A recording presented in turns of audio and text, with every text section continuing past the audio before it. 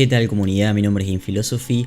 Vamos a empezar muy rápido hablando de cuestiones un poco de filosofía como a algunas personas les gusta hablar en el canal. Quiero explicarles primero los conceptos de la realidad objetiva. Nosotros tenemos el concepto de realidad objetiva, ¿sí? Que está vinculado a objetos y sujetos que tienen existencia física material. Este concepto que tiene existencia física material, más allá de lo que un sujeto sabe o sabe acerca de ellos, la realidad objetiva para muchos es por lo tanto aquello que existe incluso cuando no tenemos conocimiento de ella. Un ejemplo muy conocido que incluso seguro ustedes en el colegio lo aprendieron es sobre una mesa de madera que está dentro de una casa. Nosotros pensamos que tiene una existencia real y pertenece a la realidad objetiva. No importa si 1, 100 o varias personas no tengan idea de que está presente esa mesa, sabemos que la mesa existe objetivamente. Ahora, cuando hablamos de un videojuego nosotros nos referimos a una aplicación interactiva, algo más orientado al entretenimiento que a través de ciertos mandos o controles permite simular experiencias en la pantalla o en un televisor o en una computadora o cualquier dispositivo electrónico. ¿Qué significa simular experiencias? Bueno, simular viene del latín simulare o simulo, derivado de similis, que significa similar, y por ende la experiencia muchos la entendemos como la experimentación o la verificación de nuestros conocimientos y mediante la observación de los fenómenos. Un fenómeno puede ser, por ejemplo, un libro que estoy leyendo. De ese libro yo puedo abstraer experiencia. Esa experiencia mediante la observación, muchos ámbitos de la filosofía la dividen en materialista o idealista. Para aquel que se llame materialista dialéctico, esa experiencia supone la presencia de un mundo objetivo material, lo que podemos tocar como por ejemplo la mesa, que existe independientemente de la conciencia del hombre. Esa experiencia se constituye en una especie de proceso de interacción entre lo social, ¿sí? Nosotros como sujeto político y social que somos, con el mundo exterior que está en la naturaleza. Ese proceso de actividad es donde el hombre puede modificar la naturaleza y asimismo también, convirtiéndose en algo más. Ni hablar desde un punto de vista psicológico de cómo nosotros formamos nuestra identidad. En cambio, para la experiencia de un idealista, esa experiencia no está basada a prima facie con objetos materiales y fenómenos, sino con nuestras propias impresiones pasadas.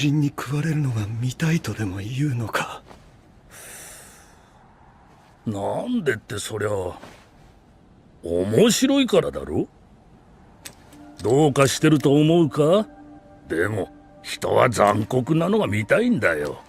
平和ってのは大変結構なことだが何か物足りんのだろうな。生の実感ってやつか。自分が死ぬのは今日かもしれんと感じて生きる。それが生き物の正常な思考なのだよ。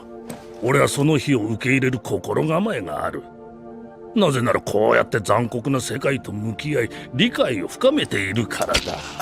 Como una especie de chip o memoria que ya viene en la raza humana. Por eso mismo, cuando nosotros simulamos experiencias a través de los videojuegos, podemos simular la experiencia de una batalla, simular la experiencia de una relación amorosa con otro personaje y simular, por supuesto, identidades que yacen a través de guiones o técnicas narrativas que pone el creador en la mesa del videojuego y nos hacen sentir que estamos interactuando no con un ser humano per se, pero con lo más parecido a una persona. Por eso es simulación, porque realmente no estamos interactuando con un ser vivo de carne y hueso, pero en muchas facetas esa simulación puede ser tan espléndida y tan bien plasmada que nos hace sentir algo muy parecido, pero aún así a través de la conciencia es lo que nos distingue la realidad de la ficción. La ficción pertenece al mundo de un videojuego. Si nosotros nos quedamos sin luz y hay una especie de shutdown mundial, nuestra computadora ya no va a poder dar imagen, o si la batería se drena, y nosotros no vamos a poder ver el personaje que está en el videojuego. Ese personaje deja de existir porque necesita a través de un mecanismo de hardware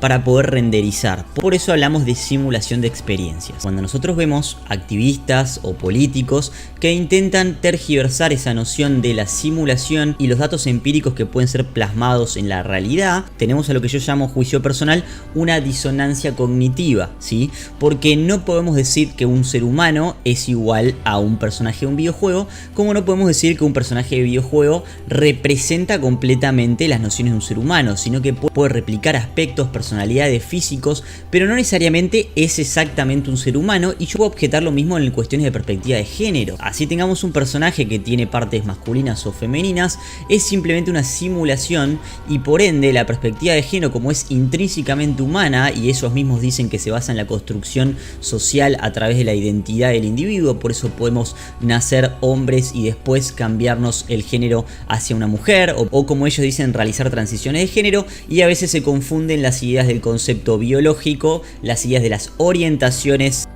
y la identidad de género per se. Ahora lo que nos está pasando y me da mucha tristeza, ya empiezo a empezar a ver el mundo desde una perspectiva mucho más grande, es como estas personas que se hacen llamar periodistas o activistas no juegan los videojuegos, no pueden entender la sustancia de lo que el creador quiso decir, y a través de estas directrices de cómo producir una historia o cómo crear un personaje, diciéndole al director de la obra cómo debe él explayarse en el mundo virtual, cómo debe él diseñar sus personajes, cómo debe él sujetarse a cierto lenguaje o prohibir ciertas palabras, lo único que nos genera es un retroceso de casi más de 100 años, lo que yo puedo llamar una gran crisis artística. Krainy zapomnienia.